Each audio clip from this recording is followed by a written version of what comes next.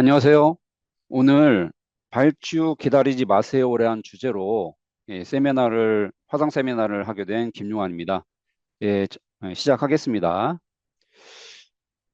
자, 제가 오늘 발주직 신입을 준비하면서 무슨 강의를 주제로 할까 고민을 많이 했었는데 위에 보시는 바와 같이 노란색으로 된 부분을 집중적으로 제가 오늘 소개해 드리겠습니다. 첫 번째 발치입니다. 역시 발치를 잘해야 발주 신입을 잘할 수 있다는 생각을 다 하고 계시죠. 그런데 뜬금없이 무슨 발치냐 이런 얘기를 하지만 실질적으로 우리가 발치를 하다 보면 굉장히 어려운 치아들이 많습니다. 자, 한번 볼까요?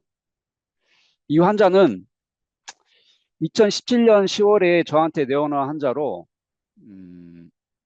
첫 번째 25번에 크라운 프랙처로 내원합니다. 이 시기에는 제가 CT가 없는 관계로 바로 부처를 했고 여기까지만 보여줍니다. 그리고 2018년에 우리 교과서에 있는 자료입니다. 36번 크라운 프랙처로 다시 내원합니다.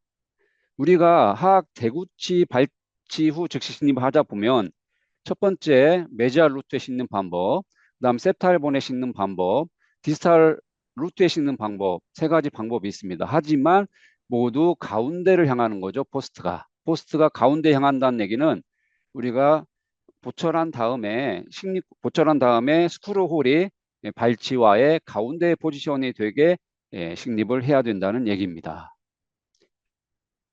자, 그러기 위해서 첫 번째 발치가 어려운 치아는 역시 근관 치료된 치아죠. 이건 발치가 어렵고요. 왜? 앵킬로시스가 되어 있기 때문에 어렵습니다. 또한 하버시안 시스템 주행 방향이 근원심으로 향한다는 것을 우리가 명심해야 됩니다. 이 얘기는 루트 근원심으로 강한 뼈들이 운집했다는 거죠. 그렇다면 발치 때 이 근원심만 분리해주면 쉽게 나온다는 또 얘기가 됩니다. 근관 치료된 치아는 우식으로 2차 우식으로 치관 파절이 있습니다. 여기 특히 상하악 제일대구치가 어렵습니다. 그 이유는 모두 다 아시다시피 상하악 제일대구치는요 루트가 분지가 아주 강하게 되어 있죠. 그런데 반해 상하악 제2대구치, 하악 제2대구치는 대부분이 루트가 모여 있는 경우가 많습니다. 자, 그리고 발치를 위해 발치를 하기 위해서는 기구가 필요합니다. 여기는 롱넥 라운드바 1.6 가이드드릴, 그 다음에 엘리베이터 포셉, 루트 피커, 루트 포셉 등이 있지만 저는 역시 럭세이터를 많이 사용하고 있습니다. 자, 이게 롱넥 라운드 바고요. 이게 1.6 가이드 드립입니다. 그리고 이게 럭세이터인데 우리 원장님들 기자재 전시회에 가면 럭세이터가 많이 전시되어 있죠. 이 중에 무엇을 사야 될지 고민이 많을 겁니다. 자, 저는 스트레이트 가장 가는 거 A, 그 중간 거 B, 그 다음에 가장 두꺼운 거 C입니다. 그래서 저는 스트레이트 가장 가는 거 A와 중간 거 B를 주로 선호하고 있습니다. 모양은 세 가지 종류가 있죠. 커브도 되고 조금 많이 심하게 커브된 거. 그래서 각각 사이즈는 세 가지가 있습니다.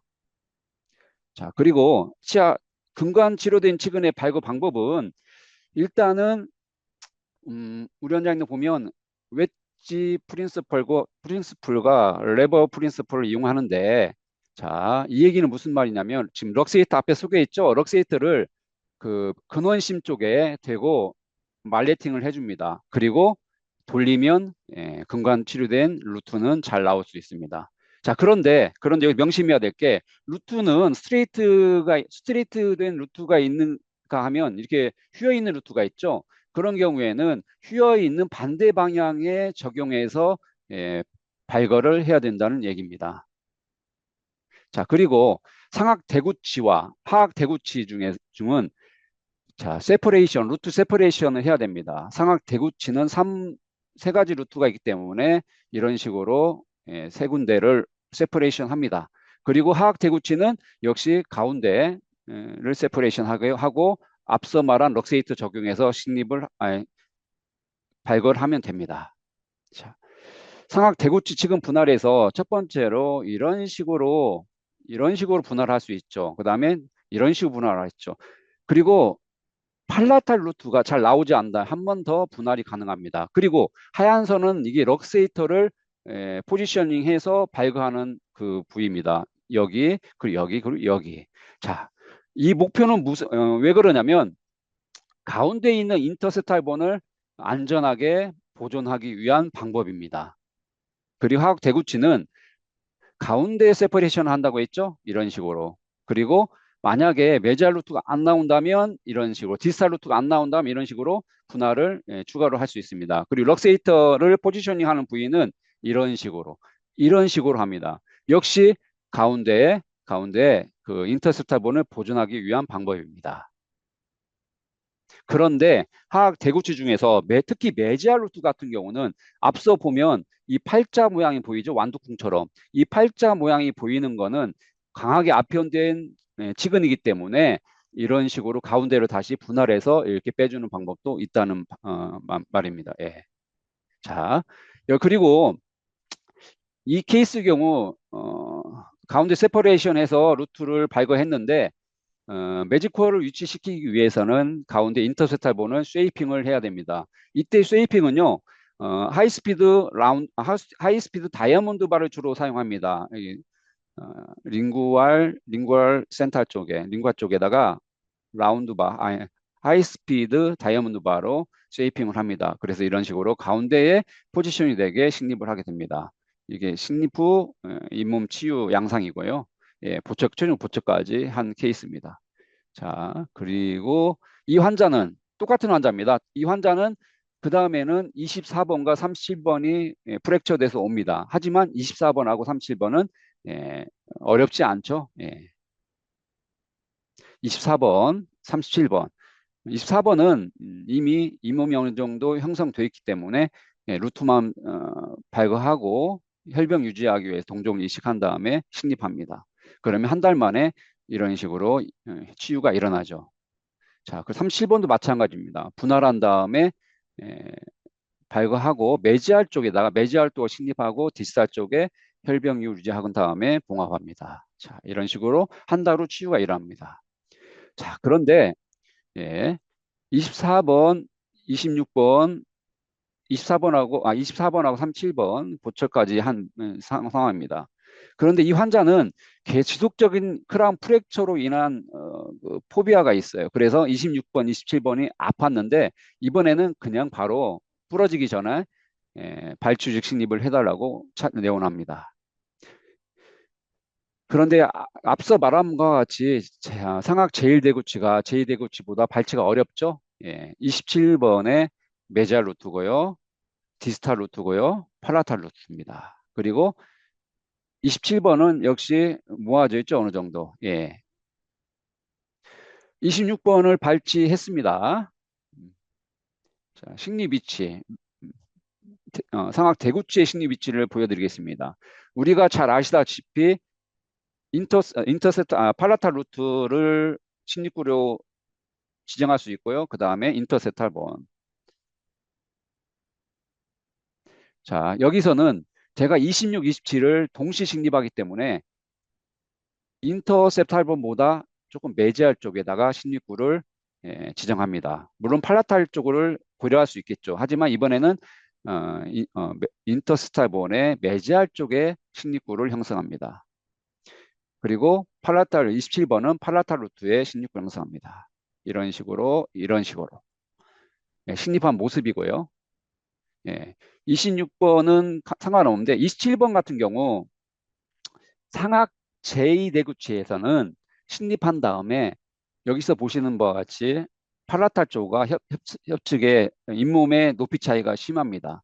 팔라탈 쪽은 포스트를 덮을 정도로 잇몸이 올라와 있지만 그 버칼 쪽은 이런 식으로 커프가 다 노출이 됩니다. 이런 경우에는 바로 혈병 유지하고 끝내지 마시고 팔라탈 쪽에서 잇몸을 로테이션해서 버칼 쪽으로 가져다가 혈병 유지하고 봉합해 주면 됩니다. 그런데 여기 보시면 좀 안전하게 끊어지지 않고 넘기고 싶었는데 끊어졌죠. 끊어지더라도 상관없습니다.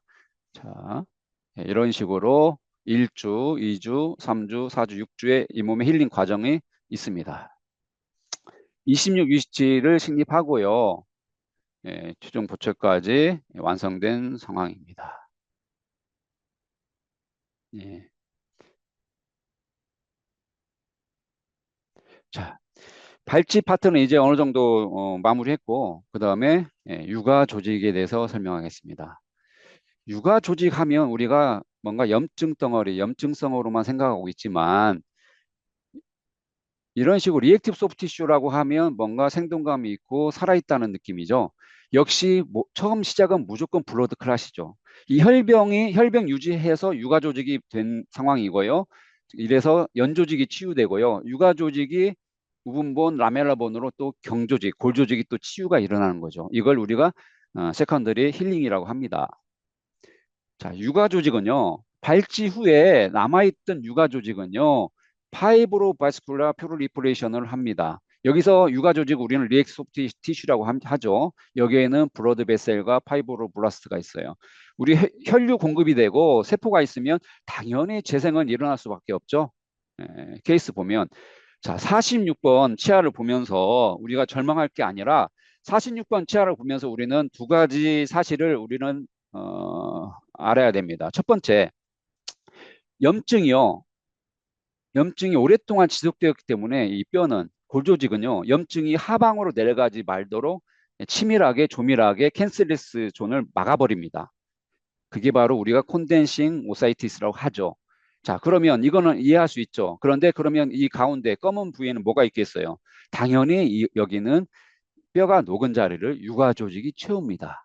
자, 그렇다면 육아 조직이 염증성이라고 하면 이 채워진 육아 조직이 오랫동안 지속될 수 있겠어요? 이 상황이 이 환자는 이게 5년이 됐는지 10년이 됐는지 몰라요. 하지만 건강하게 유지되고 있습니다. 이 얘기는 같은 육아 조직이라도 상방에는 염증성 육아 조직이 있는가 하면 하방에는 건강한 육아 조직이 있어서 블러드 서플라이를 지속적으로 받고 있다는 겁니다. 자, CT상으로 이렇게 보이고요. 자, 여기 보시면 발치를 아까 똑같은 케이스예요. 발치를 하고 나면 하방에서 큐레테이지 하면 이런 식으로 노란색을 띤 육아조직이 올라옵니다. 이 육아조직은요, 옆에 페리스티움과 강하게 붙어 있어요. 그래서 떨어지잖아요. 이런 경우는 블러 서프라이가 좋기 때문에 위에다 갖다 놓고 고정해 놓으면 치유가 일어납니다. 왜냐하면 아까 봤듯이 어, 프로 그 블러드 베셀과 파이브 블라스가 있기 때문에 연조직 치유가 잘 일어나게 되죠. 그 다음에 이제 16번 케이스예요. 16번 같은 경우 CT를 보면 이런 식의 반응이 보이죠. 자, 이런 경우에 어렵게 생각하지 마시고 여기도 마찬가지입니다. 이 검게 보이는 곳엔 뭐가 있다? 건강한 육아 조직이 채워지기 있기 때문에 우리는 식립구를 팔라타르 식립해서 끝내면 됩니다. 이런 경우는 수술이 너무너무 쉽고 용이합니다. 여기 보시는 바와 같이 건강한 육아 조직이 있죠. 식립만으로도 모든 걸 해결할 수가 있어요. 그리고 일주일 만에 뭐 혈병 유지하거나 봉합하지 않아도 일주일 만에 치유가 일어납니다. 자, 그래서 빠른 시기에 로딩까지도 가능할 수 있는 거죠. 이런 식으로 자발적 고정성이 이루어졌죠.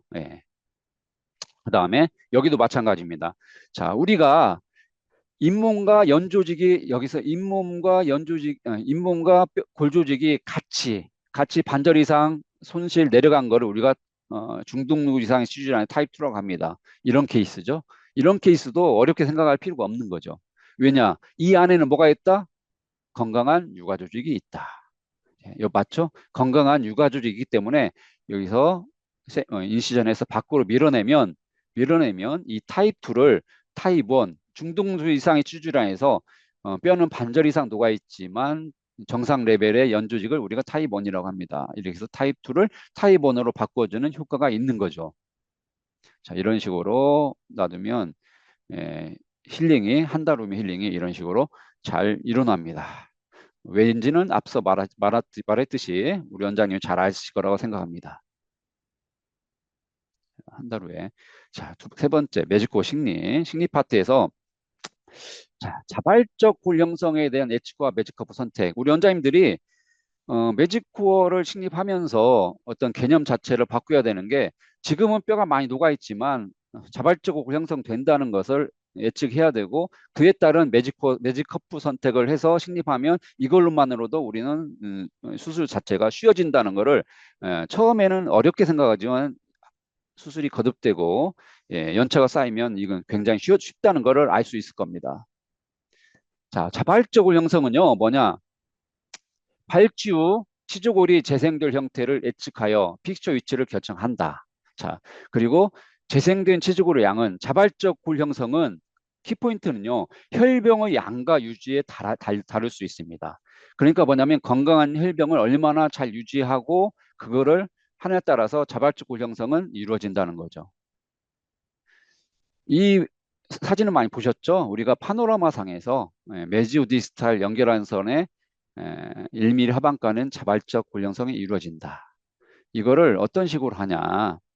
우리가 협측에 마지날 징지바 있죠? 마지날 징지바에서 자발적 골형성이 예상되는 지점까지의 거리를 측정합니다. 그래서 3mm면 매직커프 2, 4mm면 매직커프 3, 5mm면 매직커프 4, 그 이상이면 매직커프 5를 선택합니다. 이 이야기는 매직코어를 1mm 깊게 식립하기 때문에 거리보다 1mm 작은 매직커프를 선택하면 된다고 생각하면 됩니다. 자, 이거 이렇게 해도 이해가 어렵죠? 그래서 제가 쉽게 설명해 드리겠습니다. 예를 들어서 이치아 골수는 심하죠. 그래서 마지막 징지바에서 이게 마지막 징지바입니다. 자발적이고 골형성이 이루어지는 지점까지 측정했더니 5mm죠, 대략. 자, 그런 경우에 매직커플 4를 선택하면 이런 식의 골치유가 일어난다는 겁니다. 또 하나. 자, 이 경우는 기존의 임플란트를 제거하는데, 자, 여기가 마지막 징집하죠? 그리고 여기가 자발적 곤형성이 이루어지는 지점입니다. 마찬가지로 5mm죠. 이 경우에도 매직커플을 4를 선택해서 식립을 하게 되면, 그 이후 노출된, 무슨 얘기냐면, 이런 식으로 노출된 나사선은 자발적 고정성으로 채워진다는 겁니다. 여기도 마찬가지죠. 여기 식립한 지 얼마 안 되기 때문에 결과를 보여줄 수 없지만 여기도 자발적 고정성이 이루어진다는 것이죠. 자, 그 다음에 36, 37도 이렇게 골 파괴가 심하죠. 중등도 이상의 치주 질환입니다. 여기도 매직커프 3을 이용해서 식립을 합니다. 이런 경우 같은 경우는 링구알 쪽에다가 가능한 링구알 쪽에다 16구를 형성해서 하기 때문에 매직커브 3, 4면 다 해결된다는 거죠. 이런 식으로 이슈가 일어나죠. 여기도 마찬가지. 디펙트가 심하지만 혈백만 유지하면 자발적 골 형성이 이루어집니다. 저 같은 경우는 거의 매직커프 3을 쓰고요. 웬만한 수술은 거의 다 매직커프 3을 쓰고 그리고 정말로 골파기가 심한 경우에만 매직커프 4를 쓰고 있습니다. 뭐 어렵게 생각하지 마시고 가급적이면 협측의 공간을 많이 만들어줘서 혈병 유지만 해주면 자발적 골경성은 더 이상 우리가 생각하는 것보다 그 이상으로 이루어집니다. 자, 네 번째 테마 혈병 유지하고 연조직 해석 방법. 아마 오늘 얘기하는 방법 중에서 얘기하는 제 강의 중에서 가장 중요한 테마 중에 하나입니다. 자, 발치와 치유 기전과 혈병 유지.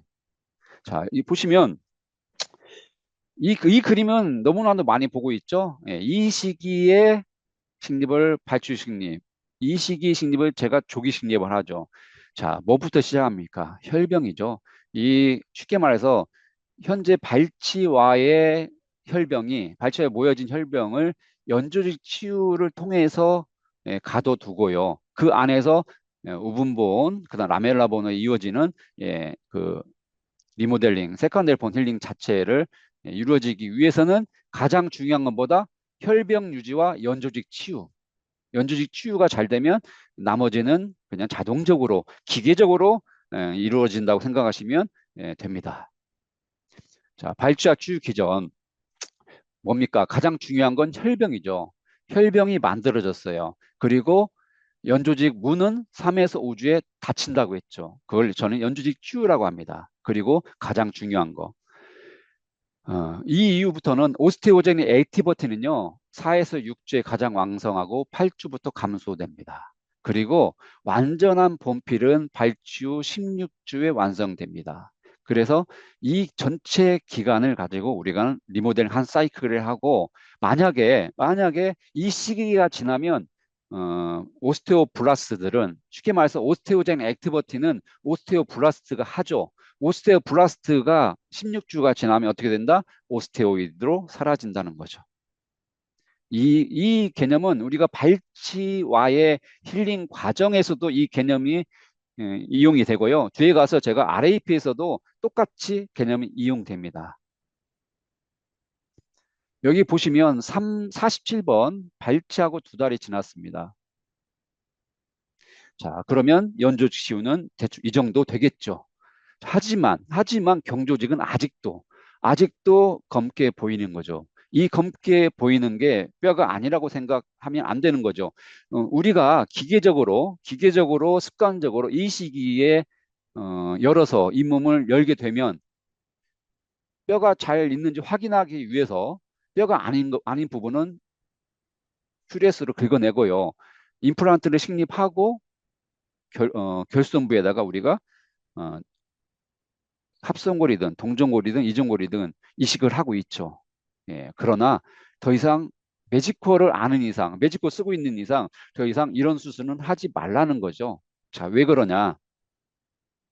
이 검색 부위는 뭐냐? 우분본입니다. 우분본은요, 약하고 비조직적이며 무기질화가 되어 있지 않고 방사선에서 보이지 않지만 오스테오블라스트 액티비티가 가장 왕성한 시기입니다. 왜? 발치하고 4주에서 8주까지 오스테오블라스틱 액티비티가 가장 왕성한 시기라고 했죠. 오스테오블라스트들이 일을 가장 열심히 하고 있는 시기입니다. 발치와에서 3, 4주에 출현됩니다.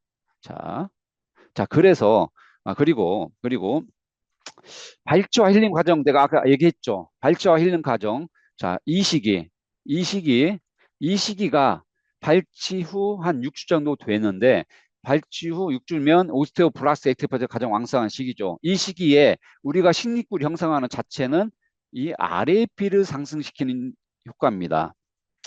뼈는 해로운 자극에 대한 국소적 반응을 합니다. 자, 예를 들어서 임플란트에 우리가 식립구를 형성한다거나 골리식할 때 우리가 숙주에 피지골을 청구하는 행위들이 오스테오클라스틱 액티비티를 증가시키고 그리고 오스테오블라스틱 액티비티를 증가시킵니다. 그걸 얼마나 정상 재생 속도보다 2배에서 10배. 자, 여기 똑같습니다. 앞서 말한 발치후 승립에서의 치유 과정에서도 2달 사이에 최고조라고 했죠. 한 달에서 2달 사이에 오스테오블라스틱 액티비티가 최고조를 이룬다고 했죠. 앞에서 16주까지 지속된다고 했죠. 4개월 정도 지속됩니다.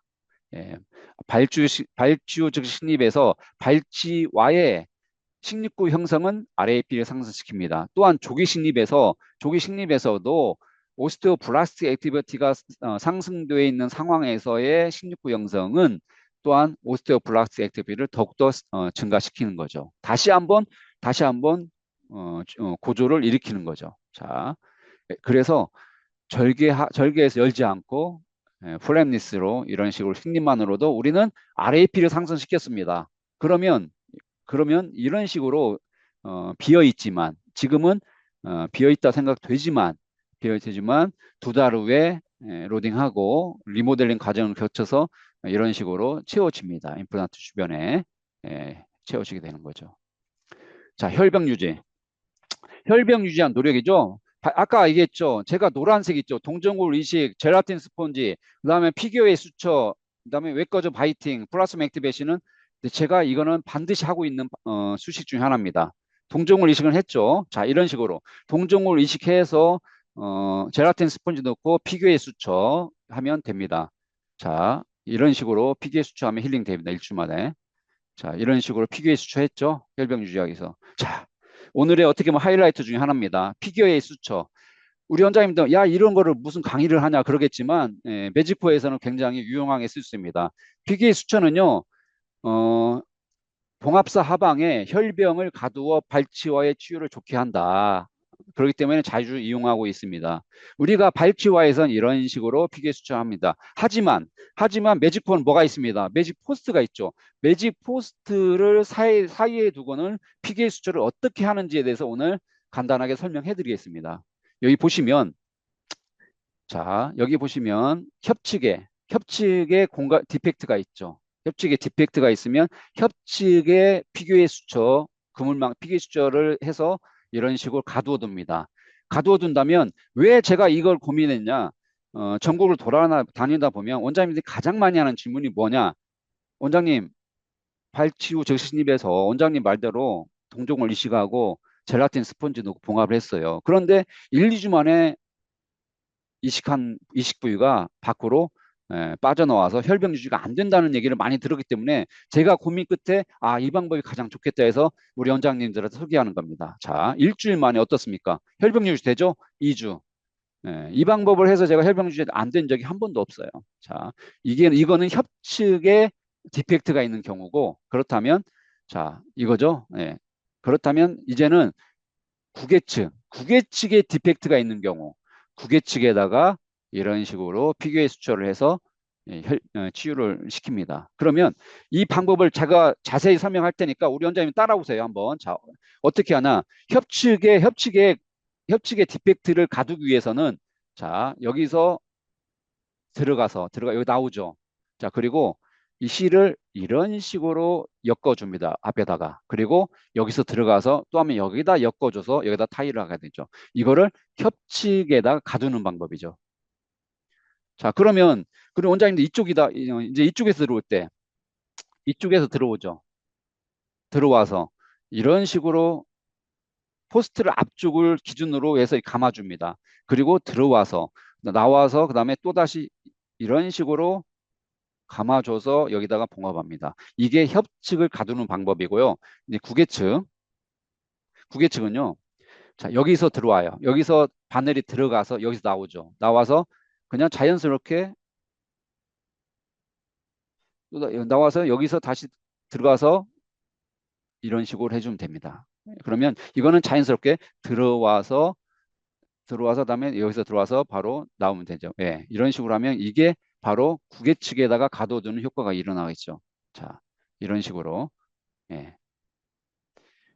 자, 그러면 이제 하악 같은 경우는 디스탈 되게 많이 하죠. 디스탈은 쉽죠. 디스탈에다가 혈병 유지하게 동종을 이식하고, 그 다음에 젤라틴 스펀지 넣고, 피계 수처를 해주면 됩니다. 여기 마찬가지도 디스탈. 똑같습니다. 이런 식으로 피계 수처하면, 예, 혈병 유지 잘 되죠. 예.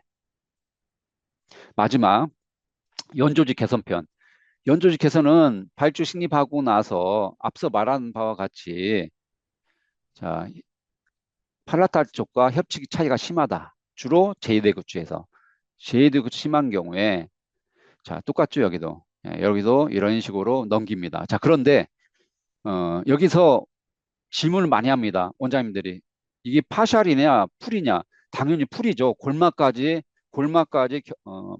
절개한 다음에 골막까지 같이 넘겨주는 거죠. 자, 이런 경우에 여기서 안 넘어가죠. 안 넘어갈 경우에 조금 더 절개합니다. 더 절개하죠. 특히 디지털 쪽 절개를 많이 합니다. 그렇죠? 해서 넘겨줍니다. 넘겨준 다음에 봉합을 해주면 고정해주면 치유가 이런 식으로 일어납니다. 그런데 만약에 하지 않고 이런 식으로 놔둔 경우에는 바로 이런 식으로 노출이 일어나죠. 이런 경우에는 물론 뭐 2달, 3달 기다리면 힐링이 일어납니다. 근데 너무 오래 기다려야 된다는 얘기죠. 자, 그 다음에 이런 경우에는 하다 보면 이렇게 뜯어지죠. 잘 끊어지죠. 끊어진 경우에도 고정해 놓으면 괜찮다는 얘기입니다. 자, 그리고 이 경우에는 디스탈이 높아요. 디스탈 높은 경우 많습니다. 디스탈 높은 경우에 메지알주 넘길 때 여기서 보면 앞서 본 거는 여기는 뒤집어서 넘겼죠. 이 에피셀리움이 혈병 쪽으로 이게 넘긴 거죠. 이런 경우에도 여기서 에피셀리움을 갈아내지 않고 그냥 넘겨서 고정해놔도 혈병 때문에 이런 식으로 치유가 일어납니다. 예. 자, 그리고 마지막 전치부. 전치부 이런 경우 많죠. 전치부에 예를 들어서 여기 보면 건보일이 있고, 자, 마찬가지입니다. 커프가 노출되죠. 노출된 경우 구계 측에서 넘깁니다. 넘겨서 고정시켜 주세요. 그러면 한 15일, 17일 만에 이런 치유가 일어나게 됩니다. 자, 오늘은요, 여기까지 제가 강의를 할 거고, 만약에 원장님들이 질문이 있다면, 단톡방에 또는 에, 그 지점장 통해서 질문을 받겠습니다. 자, 오늘 우리 원장님들 제 강의 듣느라고 수고 많으셨습니다. 예, 감사합니다. 이만 마치겠습니다.